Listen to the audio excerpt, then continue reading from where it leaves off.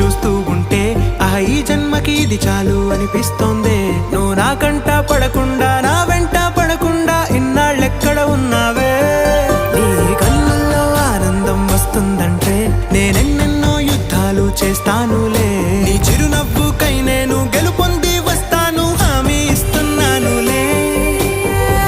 ఒకటో ఎక్కం కూడా మరచిపోయేలాగా ఒకటే గుర్తొస్తావే.